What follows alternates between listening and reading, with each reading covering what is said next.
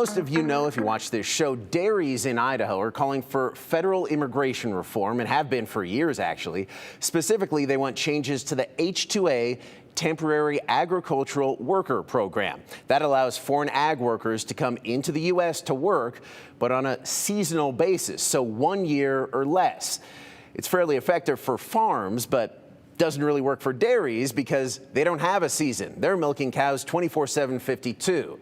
So I talked to Congressman Russ Fulcher about immigration and if he'd be on board with a bill that would get work visas for year-round employees, legal status for current employees and families, and even maybe a path to citizenship.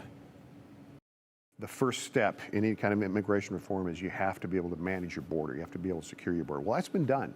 Okay. And so now there's multiple proposals on the table to change that. Personally, I think that, look, first and foremost, it needs to be a legal process, okay? And a documented process, a legal process. And the bottom line is that if someone wants to come into this country to work, I think that's great. There should be a channel to be able to do that, but also a legal pathway, so to be blunt, where they pay their component of the taxes, right, for the services that they would retain as a function of coming in. My understanding is many of the workers who come in, we would like to be citizens. There's a significant percentage who really don't want to be citizens. Okay, if they want to be citizens, let's make a path available for that. Let's make it accessible so that citizenship can be achieved through legal means.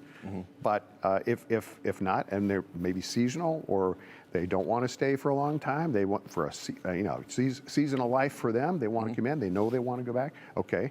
Let's have the program with some flexibility so that they have a legal means to do it, but also a responsibility that comes with it so that our citizens aren't covering expenses for entitlements that they would use while they're here. So it's a long-winded response, but there's a couple of principles there. Number one, make sure that it's legal. Number two, that it's fair in the sense of to all citizens.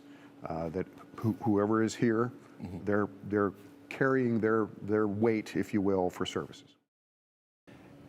Now, I'm sure you all noticed Congressman Fulcher wore the required 208 uniform of no tie. You'll also be able to see my full conversation with Fulcher coming up on a future Viewpoint the weekend after this one.